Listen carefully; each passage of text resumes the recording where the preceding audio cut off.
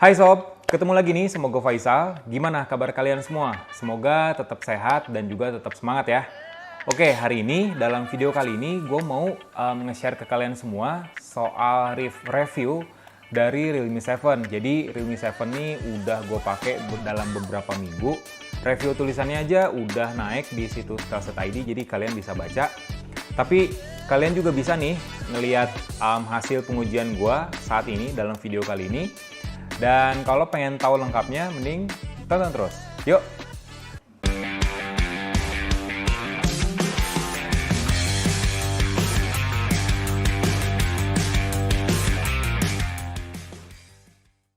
Oke, pertama-tama buat kalian yang pengen tahu apa aja isi dari box pembelian Realme 7 ketika kalian beli HP ini, video unboxingnya sendiri bisa kalian tonton. Akan gue sertakan di kolom deskripsi, jadi tinggal diklik aja, tinggal ditonton. Tapi biar enak sih kita bahas lagi. Jadi di dalam box kecil ini ada SIM ejector pastinya, terus juga ada buku panduan penggunaan, terus kartu garansi juga, dan softcase. Nah, softcase ini bentuknya ya standar, softcase biasa, tapi warnanya smoke black, jadi nggak bening. Lumayan kece lah, lumayan keren, dan juga lumayan tebal buat ngelindungin HP kalian dari kejadian yang nggak diinginkan. Next, ada HP-nya juga, Realme 7. Oke. Terus pastinya juga ada charger. Nah, chargernya ini yang menarik sih. Chargernya ini udah ngedukung outputnya sampai 30 watt maksimal, dan bentuknya gede banget, gede kayak ya menyerupai kayak charger laptop lah, tapi masih kecilan dikit. Dan udah dapet kabel USB Type-C, cuman nggak dapet headset. Lumayan lah, hitung-hitung masih dapet charger sama kabel USB daripada nggak dapet, ya nggak? Oke, sekarang kita bahas soal smartphone-nya nih, Realme 7. Pertama-tama seperti biasa kita bahas soal desain bagian depannya dulu, desain bagian layar. Jadi boleh dibilang Realme udah keluar dari zona nyamannya nih kalau untuk soal urusan desain bagian depan maupun bagian belakang. Kita ke bagian depan dulu. Jadi number series dari Realme 7 mulai dari Realme 6 series itu udah nggak pakai notch lagi alias poni. Sekarang dia atau Realme 7, Realme number series udah pakai punch hole atau lubang kamera di sudut kiri atas layarnya. Kalau di Realme 6 Pro kan ada dua ya kamera depannya, tapi kalau di Realme 7 sih cuma ada satu, dan bentuknya juga lebih kecil. Jadi tampilan layarnya juga lebih luas karena layarnya sendiri ukurannya 6,5 inci, jenisnya Full HD+, resolusinya Full HD+, dan jenisnya IPS LCD. Dan smartphone ini udah ngedukung refresh rate sampai 90 Hz. Jadi refresh rate 90 Hz ini menawarkan pengalaman yang smooth. Kalau kita aktifin ya buat berselancar di medsos, buat browsingan, buat ngatur-ngatur aplikasi dan lainnya, termasuk juga main game. Jadi lebih smooth nih pengalaman layar dari Realme 7 karena adanya fitur refresh rate 90 Hz. Selain itu, layar Realme 7 juga udah mendapatkan sertifikasi keamanan dari TÜV Rheinland. Bahkan kalau misalnya pengguna nggak percaya nih, cuman gimmick kali ini TÜV Rheinland, Realme sampai menyertakan sertifikatnya. Buktinya di dalam paket pembelian. Jadi mereka membuktikan kalau smartphone ini ya udah dapat sertifikasi keamanan dari TÜV Rheinland. Jadi layar smartphone ini bisa memberikan keamanan dan kenyamanan juga buat mata penggunanya. Khususnya soal fitur blue light filter sih. Jadi tampilan layar dari Realme 7 sendiri nggak terlalu terang, cenderung nyaman buat mata, dan itu enak sih buat gua selama gua pakai Realme 7 dalam beberapa minggu. Nah, tadi kan gua udah bilang nih, udah berani keluar dari zona nyaman di dalam desain bagian belakang. Ya, desain bagian belakang dari Realme 7, khususnya ya dari number seriesnya Realme, sekarang beda banget dengan seri-seri sebelumnya. Gue sampai bosen gitu kalau ngelihat desain Realme number khususnya, itu desain bagian belakang depannya itu aja. Kameranya tetap vertikal sejajar, nggak ada frame kamera tambahan, maksudnya nggak lebih gede. Terus warnanya juga tetap gitu-gitu aja. Tapi sekarang di Realme 7, warna dan juga bentuk HP-nya jauh lebih baik, jauh lebih beda. Khususnya frame kameranya nih. Frame kamera dari Realme 7 sekarang udah lebih gede, meskipun tetap vertikal di sudut kiri atas. Tapi ukuran frame kameranya lebih gede dan lebih elegan kelihatannya, lebih beda gitu. Terus bodinya, pewarnaan dari Realme 7 ini sekarang jauh lebih elegan juga. Jadi ada dual tone di sini, ada kayak efek matte dan juga glossy digabungkan dalam satu body. Warnanya sendiri yang HP yang gua review sekarang adalah Comet White atau putih kabut. Tapi cenderung warna biru sih kalau kelihatan dalam posisi cahaya yang pas gitu. Dan warnanya sendiri kalau kena intensitas cahaya atau kena pantulan cahaya yang pas, bisa berubah-berubah warnanya. Jadi kayak ada warna merahnya, ada warna orange-nya, terus ada perputaran cahaya-cahaya gitu pada bodinya. Dan ini bikin tampilan Realme 7 jauh lebih elegan, terus lebih beda dibandingkan seri sebelumnya. Tapi jujur kalau untuk pewarnaan sih memang lebih heboh Realme 6 ya, Realme 6 Pro khususnya. Kalau ini jauh lebih kalem, tapi ya cocok lah buat semua kalangan yang pengen sebuah HP dengan desain elegan, terus juga cakep, warnanya juga beda. Jadi Realme 7 bisa ya jadi pilihan buat kalian semua kalau kalian pengen HP dengan desain seperti itu. Cuman ada beberapa kekurangan sih yang gue temukan. Satu kekurangan deh yang gue temukan di dalam body Realme 7 selama gue pakai HP ini. Kekurangannya yang cukup fatal sih kalau menurut gue adalah body belakangnya, panel belakangnya yang menurut gue cukup ringkih. Tipis banget sob. Kalau misalnya kita tekan, itu bisa melengkung gitu bodinya. Untung ini plastik ya, polikarbonat jenisnya, tapi ada efek glossy-nya. Jadi kalau misalnya kita tekan, ya kayak gimana sih kalau neken plastik yang tipis, nah kayak gitu. Cuman untuknya balik lagi dan gak retak juga. Ya gua saranin buat pakai softcase aja yang dikasih Realme tadi, ataupun beli softcase yang lebih tangguh, lebih oke buat melindungi Realme 7. Cuman overall gue suka dengan desain Realme 7 sendiri. Frame-nya juga cukup kokoh. Dan posisi-posisi kayak tombol power yang juga disatukan dengan sensor sidik jari yang enak banget buat dijangkau jempol. Terus tombol volume yang terpisah dari tombol power memang hal yang beda sih. Biasanya kan tombol power dan tombol volume digabungkan dalam satu bagian yang sama. Tapi kalau tombol volume sekarang malah di sisi yang berbeda dan digabungkan dengan slot kartu SIM. Nah, slot kartu SIM-nya sendiri jenisnya triple slot, jadi ada micro SD dan juga dual SIM. Terus di bagian bawah ada speaker, ada USB Type-C dan tetap dapat jack audio. Jadi buat kalian yang belum bisa move on dari kabel headset jack audio, bisa memanfaatkan dengan baik Realme 7 ini. Oke, sekarang kita masuk ke sajian utamanya nih sob. Spesifikasi utama dari Realme 7. Realme 7 udah pakai prosesor MediaTek Helio G95. Jadi MediaTek Helio G95 sendiri adalah suksesor dari MediaTek Helio G90T dan juga diplot sebagai prosesornya atau SoC-nya smartphone gaming kelas menengah. Jadi nggak kayak Snapdragon 800 series ya.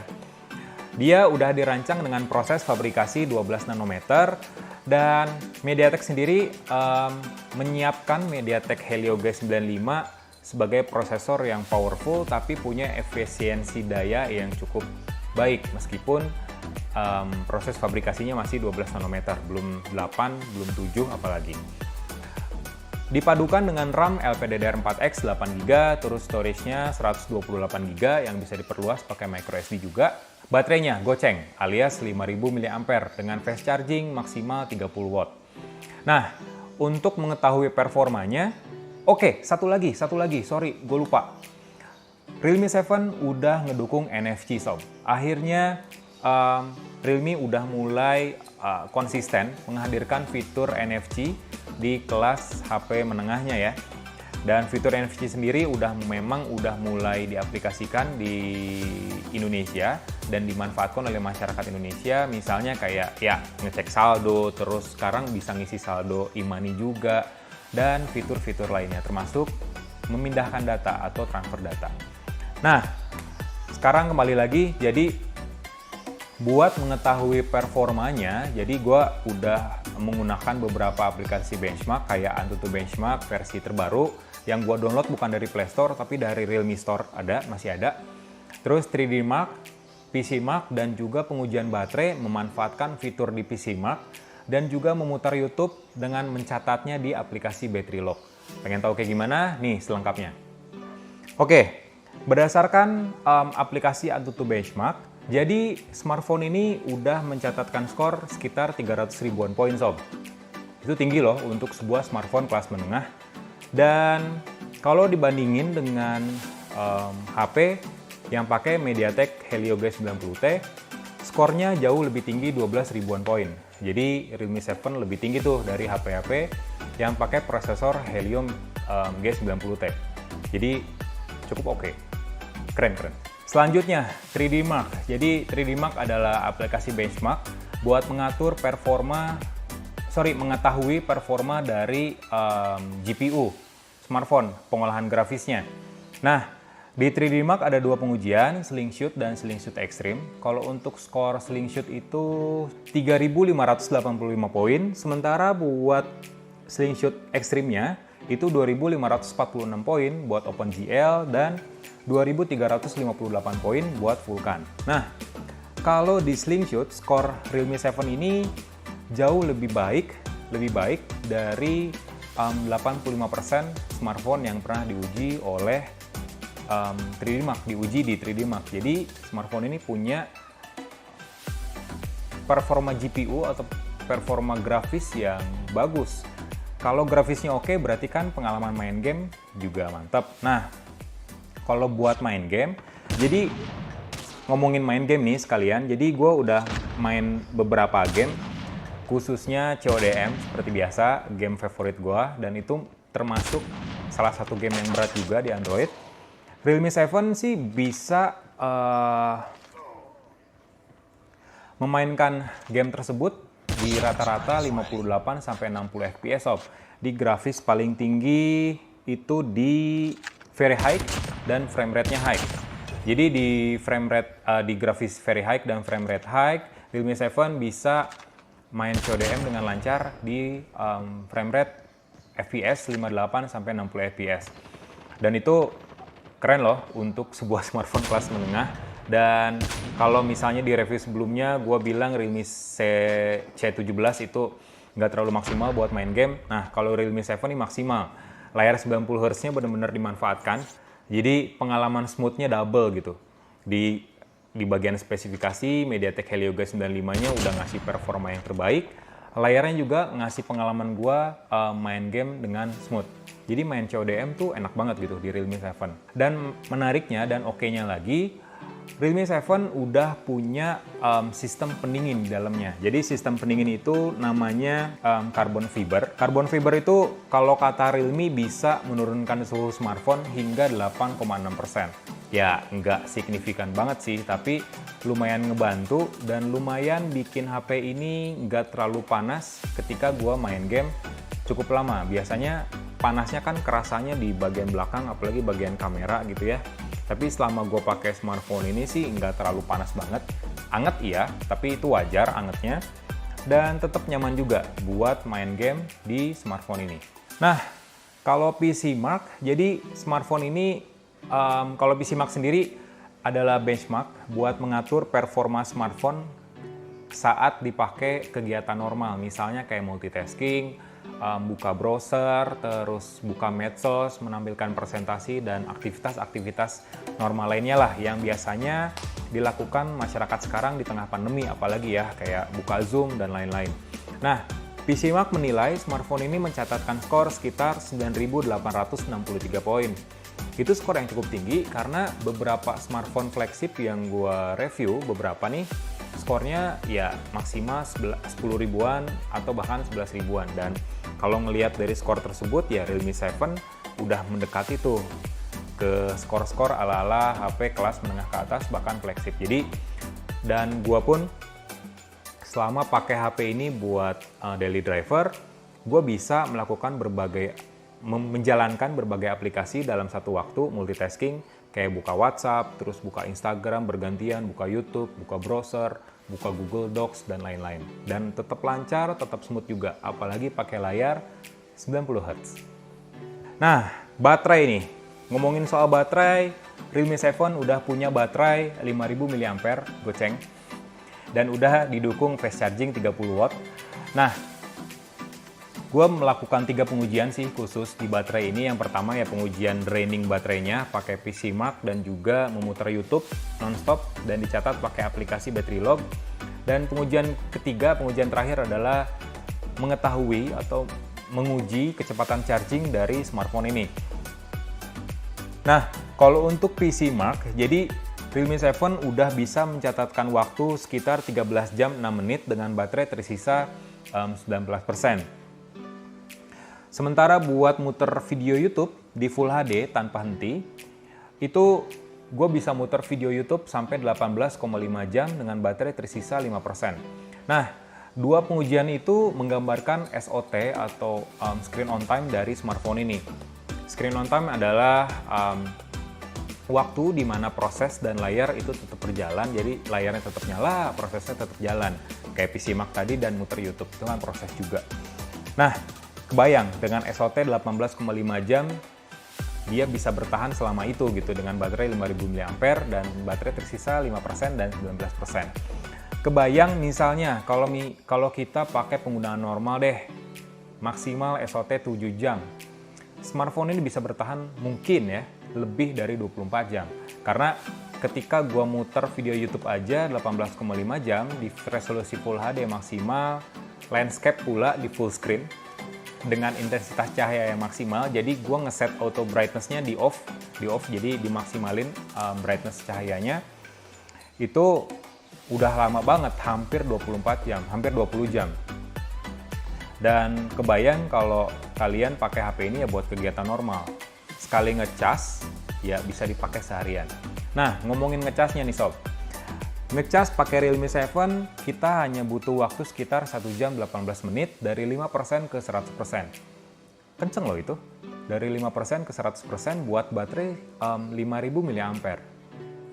Biasanya kan kalau 5000 mAh tuh kalau HP-HP lain ya yang pernah gue review 1,5 jam sampai 2 jam gitu ya. Ini 1 jam 18 menit. Ya itu memang ditaruh sih, nggak dipakai juga HP-nya ketika ngecas, dan gue nggak ngerekomendasiin ngecas sambil dipakai juga gitu. Ya ibaratnya kalian ngecas pagi nunggu 1 jam 18 menitan lah, hampir 1 jam 20 menit, terus bisa dipakai HP ini hampir sampai seharian. Ya itu worth it banget loh menurut gue. Dan baterai ini memang jadi salah satu hal yang gue suka di Realme 7. Sekarang kita bahas soal kameranya nih sob. Jadi Realme 7 udah punya 5 kamera di sini, 1 kamera depan dan 4 kamera belakang. 1 kamera depan itu 16 megapiksel, disebut Realme sebagai 16 megapiksel ultra clear, oke. Aperture-nya f2.0 dan udah didukung dengan teknologi berbasis AI alias kecerdasan buatan. Sementara buat kamera belakangnya ada 4. 1 kamera utama 64 megapiksel, terus kamera ultrawide 8 megapiksel dengan jangkauan 119 derajat, kamera makro 2 megapiksel, dan kamera black and white portrait 2 megapiksel. Nah, kita bahas kualitasnya nih. Kalau untuk kamera utama jadi 64 megapiksel nih ya, tapi secara default dia bisa mengambil gambar 16 megapiksel. Itu bukan gimmick sob, tapi teknologi namanya. Teknologi yang gue maksud adalah fitur Quad Bayer 4-in-1 pixel binding yang diadopsi oleh sensor Sony IMX682. Jadi pixel binding itu, Quad Bayer itu adalah mekanisme penggabungan 4 pixel menjadi 1 pixel. Dan proses ini meningkatkan resolusi dan juga kualitas gambar. Jadi lebih baik. Jadi istilahnya kalau misalnya kita pakai mode default 16 megapiksel, detailnya bagus, komposisi warnanya oke, dan dynamic range-nya juga luas. Apalagi kalau kita pakai mode default ini, kita bisa memanfaatkan fitur auto HDR juga. Hasilnya juga oke. Kita bisa juga pakai mode 64 megapiksel, jadi tetap dihadirkan nih mode 64 megapikselnya buat kalian pengen tahu. Cuman kalau dibandingin dengan mode default, gua saranin sih mendingan pakai mode default, khususnya buat kalian yang pengen foto dengan kualitas warna yang oke gitu. Karena mode 64 megapiksel ini menurut gua menghasilkan warna yang cenderung pucat. Memang detailnya juga oke, tapi AI nggak main di sini. Mode 64 megapiksel. Makanya warnanya cenderung pucat dibandingkan dengan mode default yang udah diperhalus atau ditingkatkan kualitas warnanya sama fitur AI. Terus kita bahas soal kamera ultrawide nih sob. Kamera ultrawide di Realme 7 menurut gue ini adalah hal yang baru. Memang di seri sebelumnya ada kamera ultrawide juga, cuman di Realme 7 ini kamera ultrawide-nya benar-benar punya tugas yang fokus nih, menangkap foto jangkauan lebar aja, foto lebar aja gitu. Karena di seri sebelumnya biasanya sih kamera ultrawide di Realme seri sebelumnya itu ditugaskan juga buat ngambil foto makro. Nah di sini ada lensa lainnya buat ngambil foto makro. Nah, kamera ultrawide di Realme 7 punya jangkauan 119 derajat dan kalau ngomongin kualitasnya sih biasa aja. Kalau menurut gua nggak bagus, nggak jelek, biasa aja gitu daripada dibandingkan dengan kamera utama 64 megapikselnya. Terus fotonya juga menghasilkan ada efek sedikit cekung di sudut-sudut foto. Kalau misalnya kita ngambil foto landscape, ada cekungnya gitu di sudut-sudut foto, ya itu gimana selera sebenarnya, tapi kalau menurut gua kurang elok aja, kurang enak buat dilihat. Sementara untuk seri-seri smartphone lainnya dari brand lainnya yang pernah gua pakai yang punya kamera ultrawide juga, dia memanfaatkan betul fitur AI. Jadi efek cekungan dalam foto ultrawide-nya ya bisa direduksi atau minimal dikurangin. Ya tapi secara overall kualitasnya ya cukup oke lah. Kalau kalian suka ngambil foto-foto makro atau objek jauh lebih dekat, bisa nih pakai Realme 7 karena kamera makro di smartphone ini punya jarak maksimal pengambilan gambarnya di 4 cm jaraknya. Dan karena kamera ini berjenis fixed focus, jadi gua saranin kalau ngambil foto makro jangan gemeter tangannya sob. Karena kalau gemeter tuh fotonya jadi nggak bagus, goyang gitu, jadi nggak fokus banget. Makanya kalau misalnya mau pakai kamera makro di smartphone ini, gue saranin mendingan pakai tripod aja deh. Tripod kan sekarang ada yang murah-murah juga ya, ada yang terjangkau. Bisalah pakai pakai tripod buat ngambil foto makro di Realme 7. Sementara untuk kamera black and white portraitnya, jadi kamera ini membantu kamera utama buat ngambil foto bokeh alias foto portrait. Foto yang dihasilkan terbilang cukup bagus, apalagi memberikan efek blur yang menurut gue masih cukup rapi, tapi memang ada beberapa kebocoran wajar karena ini bukan kamera SLR, bukan kamera DSLR, jadi masih memanfaatkan AI di dalamnya. Tapi menurut gue masih bisa ditoleransi lah kesalahan atau kebocoran blur di objek utama. Dan secara overall, foto potret dari Realme 7 juga cukup oke karena diambilnya pun pakai kamera utama. Selfie nih, ini cukup sensitif sih kalau menurut gue kalau selfie karena banyak banget pengguna smartphone yang suka selfie. Ya, gue nggak terlalu suka sih kalau soal selfie, tapi ya banyak lah ya yang suka selfie. Makanya apakah smartphone ini cocok buat para pengguna selfie? Oke, 16 megapiksel ultra clear yang disebut Realme di Realme 7. Jadi smartphone ini tuh memang udah didukung dengan sensor yang gede, terus juga didukung oleh fitur atau teknologi berbasis AI. Dan kalau menurut gue pas gue ngambil selfie sih tone warnanya bagus, terus detail juga bagus dari wajah gua asalkan ngambil fotonya di intensitas cahaya yang pas. Jadi nggak over brightness atau misalnya foto saat kondisi matahari lagi terik-teriknya itu nggak gua rekomendasikan. Karena ketika gua foto di kondisi intensitas cahaya yang berlebihan, kerap kali kamera depan Realme 7 menghasilkan foto yang over brightness, khususnya di bagian backgroundnya. Kalau untuk kamera objek utamanya juga terkadang memberikan tone yang berlebihan juga ketika kita ngambil foto selfie di intensitas cahaya yang berlebihan pula.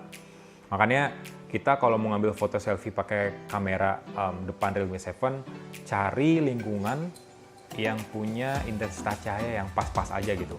Nggak panas banget, nggak gelap banget juga. Nah, kamera ini juga bisa memberikan efek bokeh atau foto selfie bokeh yang punya kualitas blur yang bagus. Sama bagusnya lah dengan kamera belakangnya. Apalagi untuk ngomongin detailnya sih, gue memang harus apresiasi kualitas kamera dari kamera depan dari Realme 7. Karena tone warnanya tadi bagus, terus detail warnanya juga oke. Kayak apa ya, kayak pantulan lampu, cahaya-cahaya lampu itu masih dapat dengan baik dan nggak over brightness, yaitu seperti yang gue bilang, asalkan kita selfie di kondisi atau lingkungan dengan intensitas cahaya yang pas, itu pasti hasil foto selfie-nya bagus. Kalau ngomongin soal videonya nih sob, Realme 7 bisa ngerekam video di maksimal resolusi 4K di 30 fps atau Full HD di 60 fps.